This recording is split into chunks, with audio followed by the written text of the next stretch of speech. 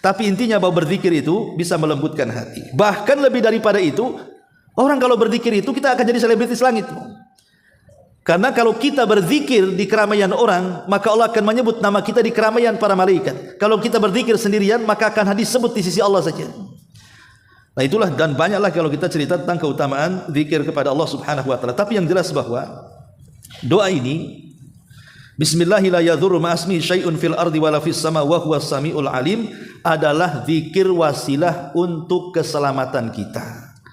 Kalau kita ingin selamat di dunia, maka banyak-banyak membaca zikir di sini. Kan semua orang ingin selamat tidak tertimpa penyakit, ingin selamat tertimpa musibah, ingin selamat supaya tidak ada bala, tidak terkena virus dan yang semacamnya. Tapi kalau seandainya ibu sudah baca nih, pagi iya, sore iya, tapi masih juga terkena penyakit, masih juga terkena musibah, maka itu sudah takdir. Jangan salahkan zikirnya. Ibu sudah berupaya kan? Berarti ibu sedang diangkat derajatnya dengan musibah itu, sedang digugurkan dosa-dosanya. Bahkan lebih daripada itu, ibu tercatat akan menjadi orang-orang mulia di sisi Allah Subhanahu wa taala, karena ibu termasuk orang yang dicintai Allah. Karena Allah yang mengatakan, atau Rasul yang mengatakan, innallaha idza ahabba 'abdan ibtalahu. Allah itu kalau suka dengan seorang hamba, pasti diuji itu hamba itu. Kalau dia redha dengan ujian, Allah redha. Tapi kalau dia tidak redha dengan ujian, maka Allah Subhanahu wa taala akan murka kepadanya.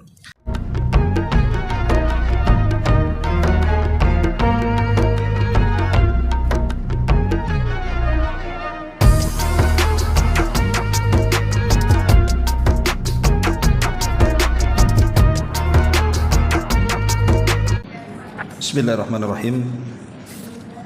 Assalamualaikum warahmatullahi wabarakatuh.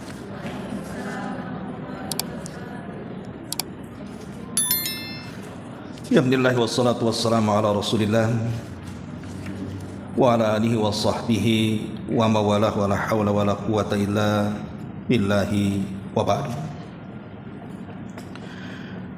Alhamdulillah, segala puja dan puji hanya milik Allah Subhanahu wa ta'ala. Salawat dan juga salam kita hadiahkan kepada Rasul kita, Nabi besar Muhammad sallallahu alaihi wa ala alihi wasallam. Kita lanjutkan kajian kita, masih membahas kitab 175 Jalan Menuju Surga, karya Nayyib bin Mamduh Al-Su'ud. Dan kita masuk pada halaman ke 84, poin ke-33. Bagaimana caranya agar kita mendapat atau kita dapat menolak musibah yang datang secara tiba-tiba. Kita baca hadisnya baru kita jelaskan. Rasulullah sallallahu alaihi wasallam bersabda, "Man qala hina yumsi Bismillahilladzi la yadurru ma asmihi syai'un fil ardi wala fis sama wa huwas samiul alim thalatha marratin lam yusibhu faj'atu bala'in hatta yusbiha wa man qalaha hina yusbihu thalathu marratin lam yusibhu faj'atu bala'in hatta yumsiha." Barang siapa yang ketika memasuki waktu sore dia mengucapkan dengan nama Allah zat yang dengan menyebut namanya sesuatu apapun yang ada di bumi dan di langit tidak bisa memberikan madarat kepadanya, dan dia maha mendengar lagi maha mengetahui, niscaya dia tidak tertimpa musibah secara tiba-tiba sampai dia memasuki waktu pagi. Dan barang siapa yang mengucapkannya ketika memasuki waktu pagi 3 kali, niscaya dia tidak tertimpa musibah secara tiba-tiba sampai dia memasuki waktu sore.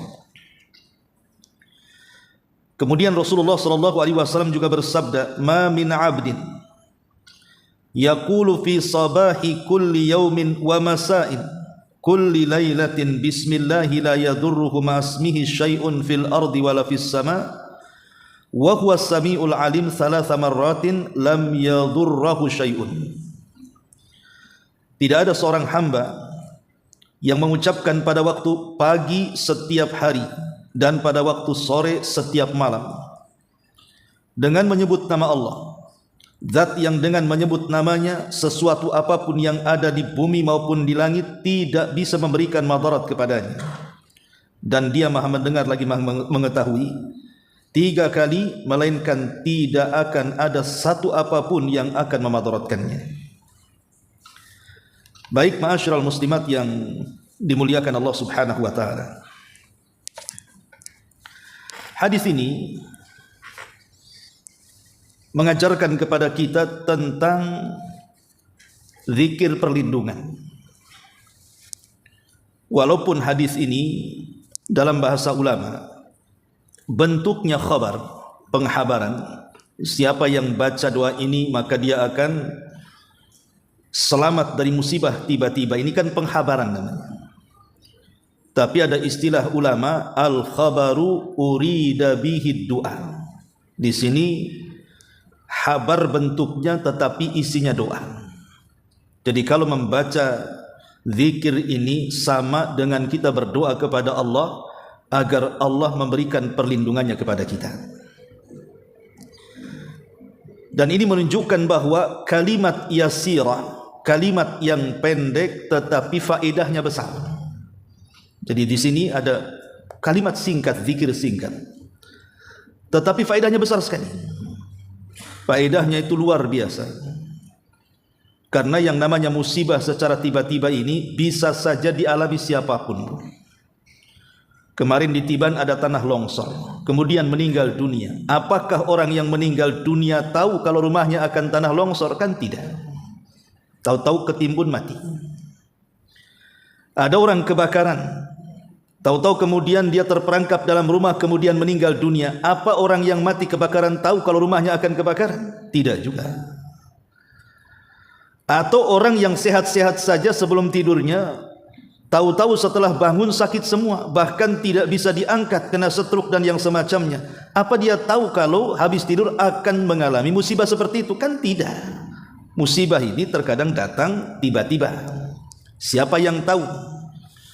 Tidak ada yang tahu kecuali Allah Subhanahu wa taala, dan musibah tiba-tiba ini bagian daripada ujian Allah Subhanahu wa taala kepada kita.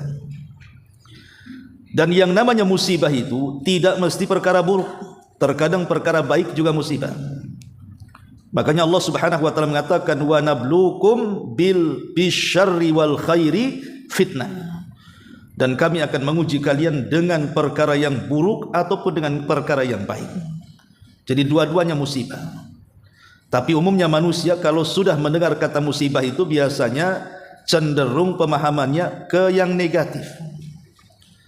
Musibah itu ya kalau kelaparan kita katakan musibah, terkena penyakit kita katakan musibah, terkena bencana alam dikatakan musibah, dan begitu seterusnya. Apalagi di akhir zaman, salah satu tanda daripada tanda-tanda kiamat, dekatnya kita dengan kiamat adalah faja'ah. Seseorang itu dikejutkan dengan kematian mendadak. Mautul faja'ah namanya. Kematian mendadak. Ibu, terkadang ada orang yang dari rumah, dia bekerja, tahu-tahu di tengah jalan ditabrak mati. Kalau dia tahu akan mati, mungkin hari itu tidak akan mungkin dia kerja. Tahu akan mati ya. Tapi karena tidak tahu kematian, tiba-tiba Allah Subhanahu wa taala terjang dengan musibah mendadak, mati dia. Atau mungkin kecelakaan, jatuh dari pekerjaan. Atau mungkin ibulah yang di rumah kepleset gitu saja. Siapa yang tahu kepleset? Tahu-tahu kepleset gitu saja, akhirnya pincang. Lah musibah-musibah yang sifatnya dadakan, sifatnya tiba-tiba ini bisa datang kapan saja. Lah karena bisa datang kapan saja dan musibah itu datang dari Allah Subhanahu wa taala, sebenarnya kita bisa mengantisipasi sebelum musibah itu datang. Lah salah satu antisipasi itu dengan cara berzikir. Lah inilah zikirnya di sini. Nabi sallallahu alaihi wasallam mengatakan di sini, barang siapa yang ketika masuk di sore hari, ba'da asar atau ba'da maghrib ke isya, itu disebut sore hari. Kemudian ibu membaca bismillahilladzi la yadurruhu atau bismillahilladzi la yadurru ma asmihi syai'un fil ardi wala fis sama wa huwa samiul alim. Kan pendek kan? Ibu baca 100 kali, nyandar di tiang, pulang hafal. Coba saja. Sejam nyandari tiang, jangan ngantuk. Ya. Kemudian konsentrasi, ibu baca 100 kali Bismillahilladzi la yadurru ma'asmihi syai'un fil ardi wala fis sama wa huwas samiul alim. Itu kan pendek. Tetapi jangan dilihat pendek bahasanya, lihat betapa besar faedahnya. Nabi mengatakan, berapa kali baca? Salasa marratin, cukup 3 kali dibaca. Kata Rasul, lam yusibhu faj'atu bala'in hatta yusbiha. Maka dia akan tidak terkena musibah secara mendadak atau tiba-tiba sampai dia memasuki waktu pagi hari. Jadi satu malam itu ibu dijaga oleh Allah Subhanahu wa ta'ala. Boleh jadi malam itu ada yang iseng mau nyihir ibu, tidak jadi kena sihir. Ada orang yang hasad, kemudian dengki, akhirnya kedengkiannya melahirkan ain, penyakit mata, tidak terkena ain. Atau boleh juga mungkin ada musibah, hujan deras, banjir, alhamdulillah rumah kita tidak terkena banjir. Atau mungkin tanah longsor, alhamdulillah rumah kita tidak terkena longsor. Sekalipun terkena longsor, kita diselamatkan nyawanya. Jadi membaca zikir yang pendek ini bisa melindungi kita dari musibah yang sifatnya datang mendadak. Karena musibah yang datang mendadak ini, ibu, terkadang membuat shock orang itu. Berapa banyak orang yang shock kemudian gila gara-gara musibah mendadak. Artinya bahwa zikir ini termasuk hisnul muslim, penjagaan seorang muslim, supaya kita tidak terkena musibah mendadak. Banyak-banyaklah berzikir dengan doa ini. Kapan? Di waktu sore dan di waktu pagi. Ulama membahasakan dengan zikrus sabahi wal masa, namanya zikir pagi dan petang. Inilah zikir pagi dan petang, baca 3 kali di waktu pagi, baca 3 kali di waktu petang. Dan dari sini juga para ulama mengatakan bahwa manfaat zikir itu banyak sekali. Salah satunya lisyifa, untuk sebagai wasilah pengobatan. Namanya musibah mendadak itu kan bisa saja tiba-tiba sakit badan, kemudian kram semuanya, atau tersengat kalajengking atau apa, namanya mendadak kan begitu. Doa ini bisa mengobati itu semua. Anehnya, Bu, hadis ini perawi yang meriwayatkan adalah Utsman ibn Affan radhiyallahu anhu. Kemudian setelah Utsman ada seorang namanya Aban ibn Utsman. Aban ibn Utsman ini mendengar hadis dari Utsman bin Affan. Jadi hadis ini riwayat Utsman bin Affan, diambil oleh Aban bin Utsman. Satu hari Aban bin Utsman yang meriwayatkan hadis ini dari Utsman, dia sedang hadir di majelis ilmu. Di malam harinya, ketika dia habis tidur, rupanya ada sebagian anggota badannya itu tidak bisa digerakkan, alias stroke bahasa kitanya. Tapi dia tetap datang dan hadir di majelis ilmu.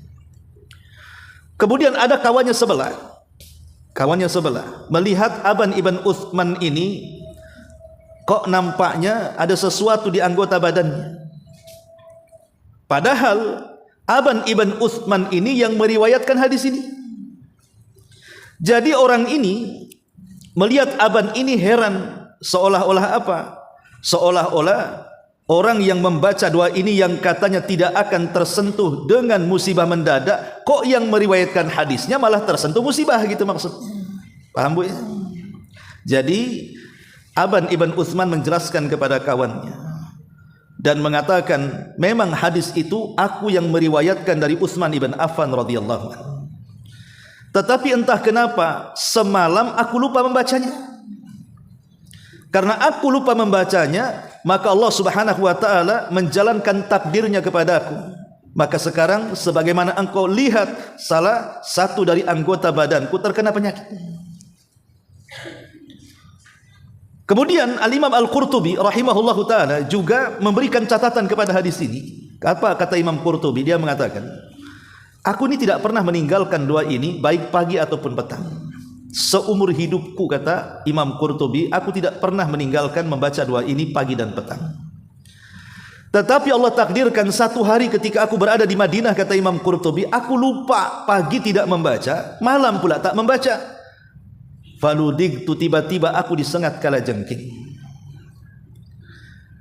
Dari sini kita melihat keyakinan para sahabat Nabi SAW dan para ulama salaf tentang zikir dan doa yang mereka baca. Jadi kalau ingin berpengaruh doa ataupun zikir yang kita baca dengan apa yang disabdakan Nabi SAW tentang keutamaannya, maka harus ada keyakinan. Tidak boleh hanya sekedar coba-coba. Karena lihat di sini kata Imam Qurtubi, aku tidak pernah meninggalkan. Kecuali satu malam aku tak baca, akhirnya malam itu aku disengat. Karena dia yakin orang yang membaca doa ini tidak tersentuh dengan bala yang sifatnya mendadak.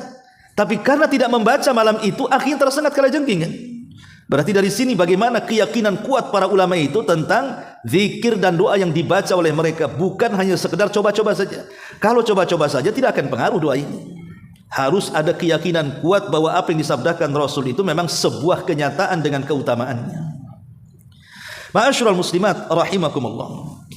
Tetapi yang namanya zikir dan doa itu akan sedikit pengaruhnya kalau kita tidak memahami maknanya, Bu. Ibu hanya baca saja, tapi tak paham isinya apa maksudnya. Makanya ulama mengatakan bahwa memahami makna kalimat per kalimat dari zikir yang kita baca itu akan membawa pengaruh yang besar bagi yang mengucapkannya. Maka kita akan sedikit kupas nih maknanya supaya ibu tahu kenapa zikir ini bisa menjadikan kita terhindar dari musibah mendadak. Baik, kita akan ulas. Ma'asyiral muslimat yang dimuliakan Allah Subhanahu wa taala. Di sini Nabi sallallahu alaihi wasallam mengajarkan zikir dengan memulakan kalimat bismillah. Bismillah dengan menyebut nama Allah. Dengan menyebut nama Allah di situ diawali dengan kalimat ba.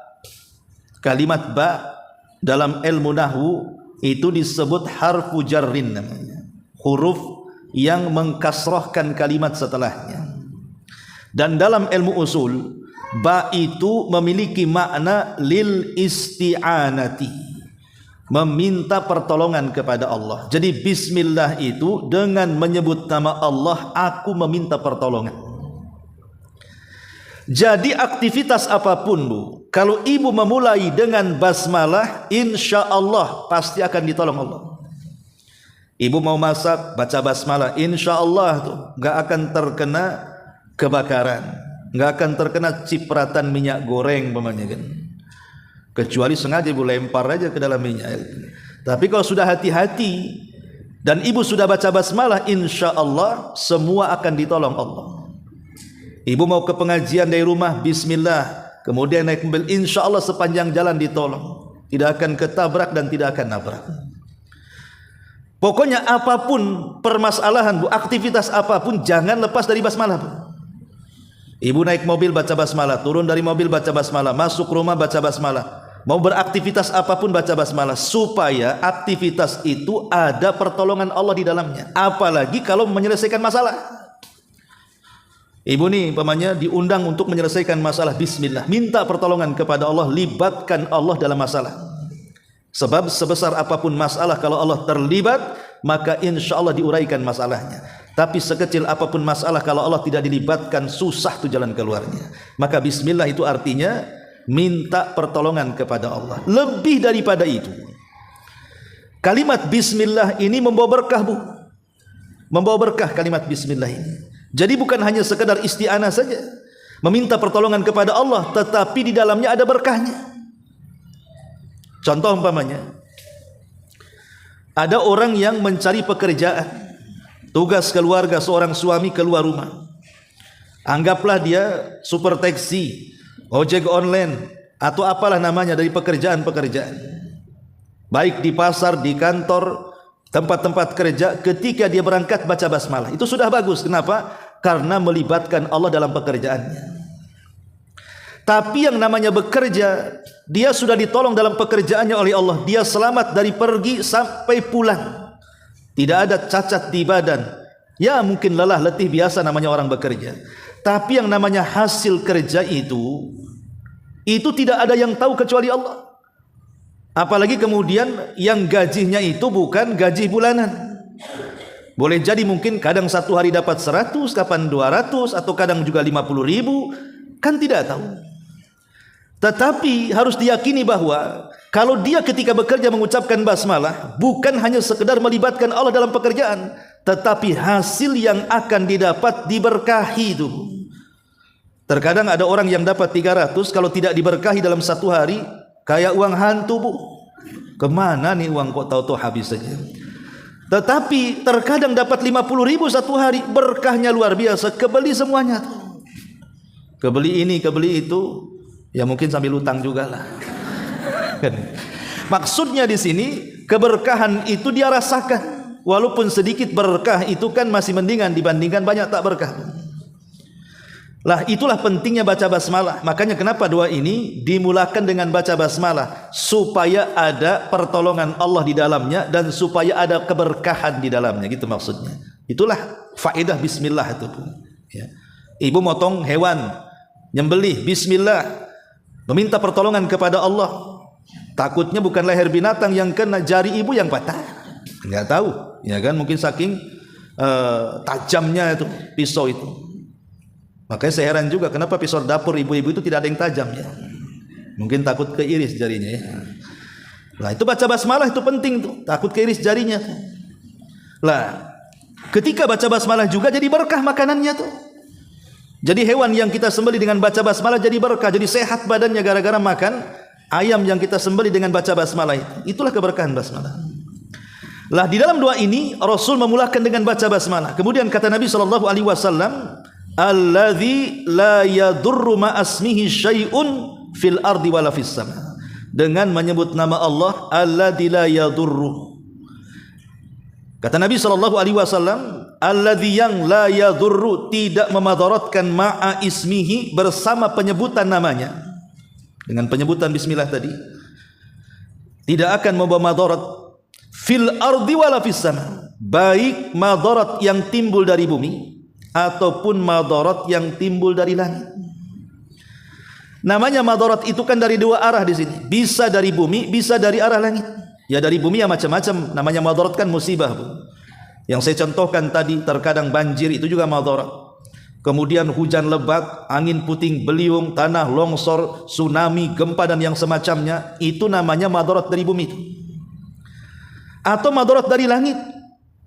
Ya bisa saja kemudian dari langit itu kan macam-macam yang ada di udara itu, bisa berupa bakteri, ya seperti mungkin tahun-tahun kemarin ada corona dan begitu seterusnya, atau mungkin angin puting beliung yang mengangkat batu ke langit kemudian tertimpa pula ke bumi, itu madarat dari langit. Semua disebut madarat. Lah di sini Nabi SAW mengatakan kalau kita menyebut nama Allah Subhanahu wa taala, maka kita akan terhindar dari madarat yang ada di bumi atau madarat yang turun dari langit. Wa huwas samiul alim, dan dia zat yang maha mendengar lagi maha mengetahui, mendengar akan doa-doa kita, mengetahui akan hajat-hajat kita. Kita harus yakin ketika mengatakan as-sami al-alim, ini bagian tawassul dengan nama-nama Allah. Tawassul dengan nama Allah itu disyariatkan. Makanya Allah Subhanahu wa taala tutup dengan nama-namanya. Ketika Rasul mengajarkan wa huwas samiul alim, berarti kita disuruh bertawassul dengan nama Allah. Karena tawassul dengan nama Allah itu salah satu penyebab doa-doa kita dikabulkan dan hajat-hajat kita dipenuhi. Kan tawassul itu kan ada 3 macam yang disyariatkan, Bu. Pertama, tawassul dengan nama-nama Allah seperti dalam hadis ini. Tawassul dengan nama Allah As-Sami, tawassul dengan nama Allah Al-Alim. Yang kedua di sana ada tawassul dengan amal saleh, Bu. Seperti kisah 3 orang yang terjerembab dalam gua. Dia safar, capek, kemudian nampak ada gua, masuk dia ke gua, istirahat di situ. Rupanya ada gempa kecil, akhirnya runtuh tuh batu besar menutup lubang guanya. Tidak bisa keluar 3 orang ini. Didorong juga tidak bisa, karena di zaman dulu kan nggak ada belko kan gitu. Zaman sekarang ya ada beko, yang dulu mana ada gitu. Akhirnya kemudian salah seorang di antara mereka mengatakan, kita tidak mungkin lolos dari gua ini, pasti kita akan mati di gua ini, kecuali masing-masing kita bertawassul dengan amal saleh. Yang satu mengatakan, dulu aku pernah berbuat baik kepada orang tuaku melebihi anak istriku. Ya Allah, kalau itu amal soleh dan ada pahalanya, tolonglah itu geserkan batu besar itu. Tiba-tiba menggelinding sedikit, Bu, tapi belum bisa keluar. Yang satu mengatakan, dulu aku pernah punya pekerjaan, kemudian lama tak muncul, akhirnya aku berikan gajinya semuanya dan hasil-hasilnya. Kalau ini berupa amal soleh, tolonglah gelindingkan tuh batu itu. Akhirnya digelindingkan oleh Allah, terbuka lagi sedikit, belum bisa keluar juga. Sampai yang ketiganya mengatakan, dulu aku hampir berzina ya Rabb, tapi aku takut dan aku menjaga kehormatanku. Kalau dengan perbuatanku ini ada pahalanya, tolong gelindingkan batu itu. Akhirnya tergelinding, semua bisa keluar. Itu namanya tawasul dengan amal soleh. Makanya Bu, jangan remehkan sekecil apapun amal soleh, karena itu bisa dijadikan tawasul.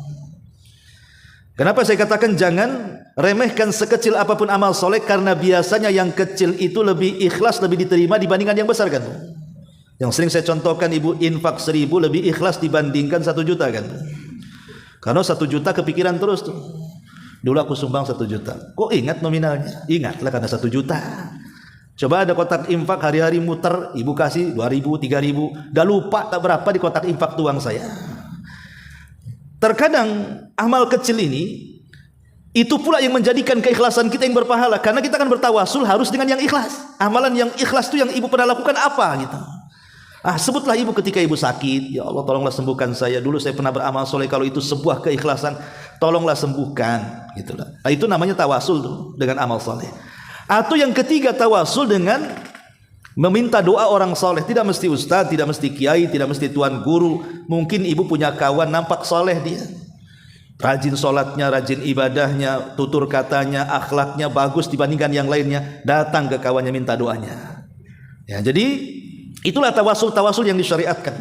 Lah di sini tawasul yang disyariatkan salah satunya tawasul dengan nama-nama Allah Subhanahu wa taala, kalimat As-Sami'ul Alim. Bahwa Allah itu zat yang maha mendengar. Kalimat maha mendengar ini artinya Allah mendengar segalanya. Baik ibu di keramaian, baik ibu sendirian, baik ibu mengucapkan dalam hati, baik ibu mengucapkan lewat lisan dikeraskan, Allah tahu. Bahkan sebelum ibu mengucapkan, Allah sudah tahu dan dengar tuh. Sehingga kalau kita meyakini kalimat Sami kemudian kalimat Alim, tumbuh muraqabah, kita merasa diawasi Allah, sehingga kita tidak mungkin mengucap kecuali yang santun. Kalau yang buruk pasti didengar Allah. Dengan meyakini Allah maha mengetahui, kita tidak mungkin bermaksiat, sebab kalau bermaksiat pasti Allah tahu walaupun manusia tidak tahu. Maka lahirlah 2 kalimat ini, kalau dipraktekkan ibu akan jadi orang baik. Masalahnya sering saya katakan Bu, orang terkadang beriman kepada Allah Subhanahu wa taala itu hanya sekedar beriman kepada zatnya saja, kepada wujudnya saja, yakin Allah itu ada, tetapi tidak sampai beriman kemahaan Allah.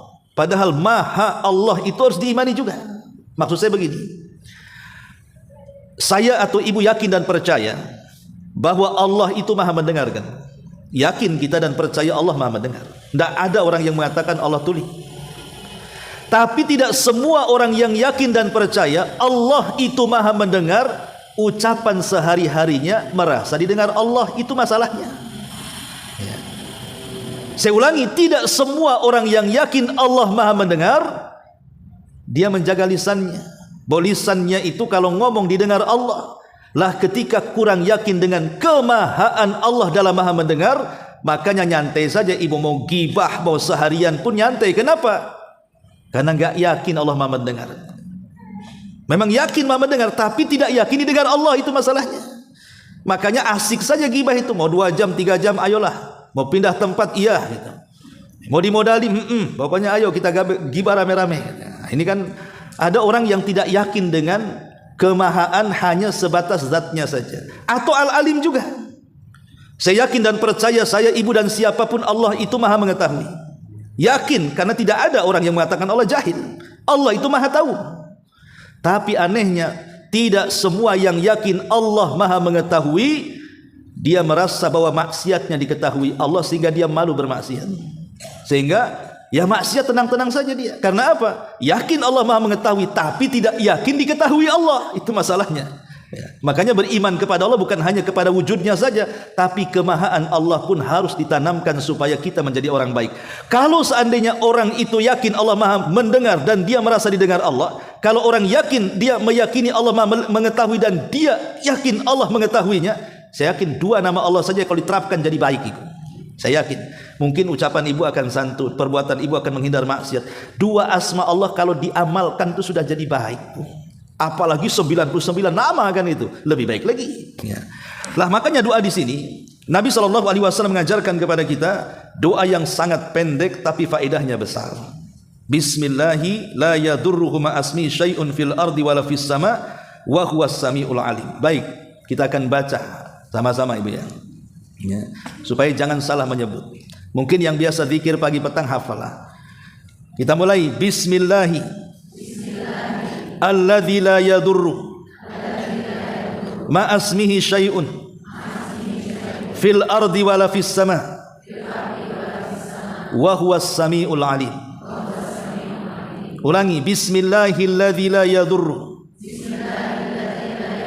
ma asmihi syai'un fil ardi wala fis sama wa huwas samiul alim. Coba baca sendiri.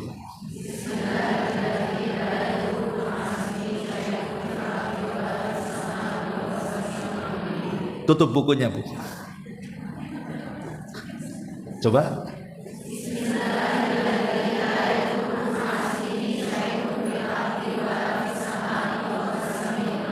Masya Allah, mumtaz. Taib, ini hadis yang pertama.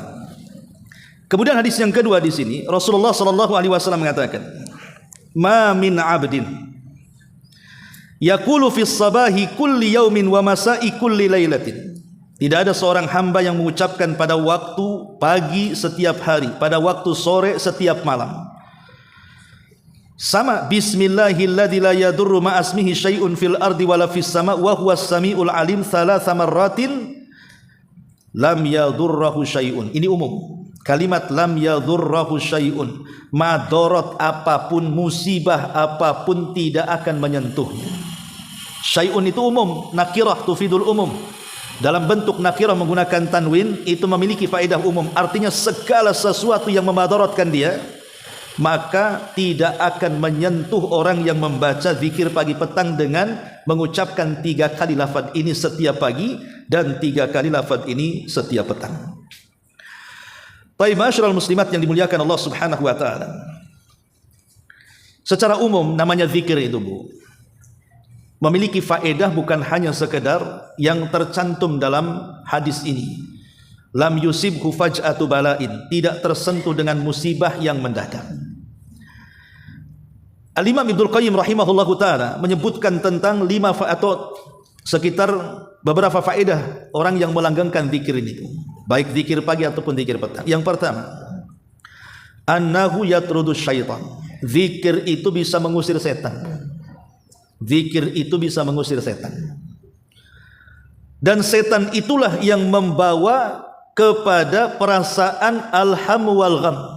Kenapa kemudian orang itu selalu dihinggapi stres, dihinggapi bingung? Itu salah satunya karena ada was-was setan di dalamnya. Terkadang tiba-tiba orang sedih, orang stres, banyak masalah kan itu. Itu sumbernya salah satunya dari setan. Maka setan itulah yang kemudian membuat kita jadi stres. Lah yang bisa mengusir setan itu adalah dengan zikir. Jadi bukan hanya terhindar dari bala saja, kita akan dijauhkan dari gangguan setan. Kemudian yang kedua, yuqawwil qalba wal badan. Jadi orang yang membiasakan zikir pagi petang ini, dia akan menguatkan hatinya dan akan menyehatkan badannya. Kita tahu bahwa sumber dari ketenangan, sumber dari kesehatan badan itu karena adanya ketenangan hati. Dahulu ada kisah. Ada seorang ulama namanya Syekhul Islam Ibnu Taimiyah rahimahullahu taala. Syekhul Islam Ibnu Taimiyah ini terkena sakit parah. Akhirnya dirawat oleh tabib dokter. Kata dokter, "Wahai Imam, engkau ini harus banyak istirahat, banyak tidur. Tidak usahlah banyak baca dan mencatat. Kau waktunya istirahat." Kata Syekhul Islam Ibnu Taimiyah rahimahullahu taala, dia mengatakan kepada sang dokter, "Wahai dokter, saya ingin tanya, apakah mempercepat kesembuhan itu ada kaitan dengan kebahagiaan hati? Ada kaitan dengan ketenangan hati?" Kata dokter, "Iya, ada. Hati kalau tenang, hati kalau tentram, itu penyakit cepat sembuh tuh. Tapi kalau hatinya makin stres gitu ya, biasanya penyakitnya susah sembuh tuh. Ya betul juga sih, saya juga pernah punya kawan, entah kenapa tiba-tiba pembuluh darah di kepalanya itu pecah. Akhirnya dibawa ke dokter, ya, tiba-tiba kemudian jadi mati kayak orang stroke habis dioperasi itu. Kemudian dibawa ke Sinsei lah bahasa kitanya untuk dirawat. Lah dokter, dia juga dokter ngerangkap Sinsei juga. Jadi meminta kepada keluarganya agar dihibur hatinya untuk mempercepat motorik gerak kepalanya itu katanya. Sebab kalau dihibur hatinya tenang katanya. Kalau hatinya tenang gak banyak pikiran. Kalau tidak banyak pikiran itu cepat penyembuhannya katanya. Jadi apa yang dikatakan Syekhul Islam kepada dokter tadi, dia mengatakan lihat, ya. Kata dokter, iya memang kalau tenang hati itu mempercepat kesembuhan. Kata Ibnu Taimiyah rahimahullahu taala, saya ini hanya tenang dengan membaca kitab dan menulis katanya. Maka biarkan saya membaca kitab dan menulis walaupun kurang istirahat, ini lebih menenangkan hati saya katanya. Oh kata dokter, kalau gitu teori kita berbeda katanya. Tapi yang jelas di sini bahwa salah satu yang menenangkan hati yang paling cepat adalah zikir. Karena itu berdasarkan nas Quran. Ala bi dzikrillahi tatmainul qulub. Ingatlah dengan banyak zikir kepada Allah, hati kita itu akan tenang tuh. Maka terutama orang-orang yang terkena banyak keluhan penyakit, banyak zikir saja biar hatinya tenang, bisa juga itu memulihkan kesembuhan dia. Banyak berzikir kepada Allah Subhanahu wa taala, karena kata Ibnul Qayyim, annahu yuqawwil qalba wal badan. Bisa menguatkan hati dan menyehatkan badan. Bahkan wa yunawwirul wajha wal qalba wa yajlibur rizqa. Lebih daripada itu kata beliau, bisa membuat bercahaya di wajahnya, bercahaya dalam hatinya, dan mudah mencari rizkinya. Orang kalau banyak zikir itu akan dimudahkan segalanya. Ini yang kedua. Kemudian yang ketiga, annahu yurisu al-muraqabata. Bahwa memperbanyak zikir itu kalau kita resapi Bu, itu hakikatnya kita sedang menanamkan sifat ihsan, merasa diawasi Allah. Karena kalau orang banyak berzikir, minimalnya ngurangi gibah kan Bu. Orang kalau banyak berzikir, gibahnya kurang. Orang kalau jauh dari zikir, gibahnya kencang biasanya. Coba saja kan gitu. Orang kalau berzikir merasa diawasi masalahnya. Masa nih orang yang diawasi kemudian ibu ngerumpi, gibah bicarakan orang, kan enggak elok gitu, karena sedang berzikir. Maka zikir itu yang ketiga bisa mewarisi muraqabah, merasa diawasi oleh Allah Subhanahu wa taala. Bahkan lebih daripada itu, yurithu hayatal qalbi, bisa menghidupkan hati. Zikir itu bukan hanya menenangkan hati, tapi menghidupkan hati. Dan ingat, hati yang mati itu karena hati yang tidak berzikir. Orang yang tidak berzikir itu kayak bangkai berjalan, kata ulama itu. Memang dia hidup, tapi hakikatnya dia mati. Makanya istilah para ulama, kayak bangkai berjalan, itulah orang yang tidak berzikir itu. Tapi kalau orang yang berzikir, betul-betul orang hidup yang berjalan. Karena kehidupan hakikat itu adalah kehidupan hati sebelum kehidupan badan. Karena zikir itu bicara ruh, bukan bicara badan. Zikir itu bicara ruh, bukan bicara badan. Dalam anggota badan kita ini, dari kepala sampai kaki, itu kan terangkai antara ruh dan badan. Dari dua perkara ini mana yang lebih mulia? Badan ke ruh ke? Kita katakan ruh lebih mulia dibandingkan badan. Selama ruh masih menempel di badan, selama itu manusia dihormati. Karena kalau manusia itu hidup, pasti dia akan meletakkan pangkat-pangkat di pundak dia. Dihormatilah dia berjalan ke sana kemari. Tapi kalau ruhnya dicabut, maka pangkatnya juga hilang. Karena biasanya kalau orang mati, tidak ada lagi pakai pakaian pangkat-pangkatan itu, bintang-bintangan itu. Yang ada itu semua warna hitam. Itulah kain kafan. Ibu pernah melihat ada orang dikafani, kemudian ditaruh bintang-bintang di pundaknya. Ngapain dia mau mati? Orang mati kan semua sama. Mau anda presiden ya itu pakaiannya, mau anda menteri ya itu pakaiannya, mau anda orang kaya itu juga pakaiannya. Nggak ada. Kalau sudah ruh dicabut tuh kemuliaan hilang di situ. Orang itu mulia itu karena ruhnya di situ tuh maksudnya. Lah ruh ini perlu asupan, bukan hanya badan saja. Bahkan asupan ruh itu harus lebih banyak dibandingkan asupan badan. Lah asupan ruh itulah zikir yang kita baca, itu asupannya itu. supaya ruh kita ini auranya positif. Ketika aura positif di dalam ruh itu mempositifkan semua badannya. Karena Rasul yang mengatakan, nih kalau segumpal daging dalam badan kita baik, maka semua akan menjadi baik. Tapi kalau segumpal daging yang di badan kita buruk, maka semua akan buruk. Itulah hati, kata Rasul. Lah ruh itulah intinya di situ. Kemudian juga lebih daripada itu, annahu yusabbibu linuzuli rahmati was sakinah. Bahwa zikir pagi petang ini juga bisa mendatangkan ketenangan dan rahmat Allah Subhanahu wa taala dan bisa melembutkan hati yang keras. Ibu kalau sudah mulai keras hatinya, seperti apa sih orang keras hati itu? Ya orang yang tidak pernah peka dengan orang lain. Orang yang cenderung emosi, susah dinasihati, itu orang keras hati itu namanya. Susah menangis, baca Quran biasa saja kayaknya tidak ada rasa, ya. Padahal yang dibaca ayat-ayat neraka tuh. Kok nggak ada rasanya, nggak ada nangis-nangisnya? Ah, inilah keras hati itu. Bukan nggak nangis, Ustaz saya nggak paham ya maknanya itu. Ya baca saja, kan? Ya sekali-kali tingkat terjemahnya kan, biar paham intinya di situ. Tapi intinya bahwa berzikir itu bisa melembutkan hati. Bahkan lebih daripada itu, orang kalau berzikir itu kita akan jadi selebritis langit. Karena kalau kita berzikir di keramaian orang, maka Allah akan menyebut nama kita di keramaian para malaikat. Kalau kita berzikir sendirian, maka akan disebut di sisi Allah saja. Nah itulah, dan banyaklah kalau kita cerita tentang keutamaan zikir kepada Allah Subhanahu wa taala. Tapi yang jelas bahwa doa ini, Bismillahi la yadhurru ma'asmi syai'un fil ardi wala fis sama wa huwas samiul alim, adalah zikir wasilah untuk keselamatan kita. Kalau kita ingin selamat di dunia, maka banyak-banyak membaca zikir di sini. Kan semua orang ingin selamat tidak tertimpa penyakit, ingin selamat ditimpa musibah, ingin selamat supaya tidak ada bala, tidak terkena virus dan yang semacamnya. Tapi kalau seandainya Bu, ibu sudah baca nih, pagi iya, sore iya, tapi masih juga terkena penyakit, masih juga terkena musibah, maka itu sudah takdir. Jangan salahkan zikirnya. Ibu sudah berupaya kan? Berarti ibu sedang diangkat derajatnya dengan musibah itu, sedang digugurkan dosa-dosanya. Bahkan lebih daripada itu, ibu tercatat akan menjadi orang-orang mulia di sisi Allah Subhanahu wa taala, karena ibu termasuk orang yang dicintai Allah. Karena Allah yang mengatakan, atau Rasul yang mengatakan, innallaha idza ahabba 'abdan ibtalahu. Allah itu kalau suka dengan seorang hamba pasti diuji itu hamba itu. Kalau dia redha dengan ujian, Allah redha. Tapi kalau dia tidak redha dengan ujian, maka Allah Subhanahu wa taala akan murka kepadanya. Ini diantara keterangan hadis dari poin ke-33.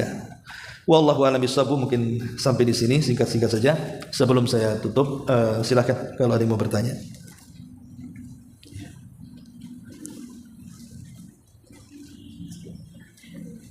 Oh ya, dan satu lagi keterangan dari ulama serupa, ya, bahwa kalau ingin ibu menjadi ahli zikir, sebagaimana Allah Subhanahu wa taala mengatakan di dalam Al-Qur'an, alladzina yadhkurullaha dzikran katsira, orang-orang yang berzikir kepada Allah dengan zikir yang banyak.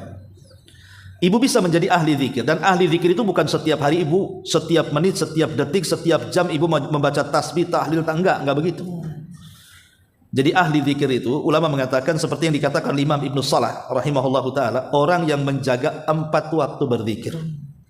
Pertama, ba'da shalah al-mafruḍah, setelah salat yang diwajibkan, ibu zikir di sini.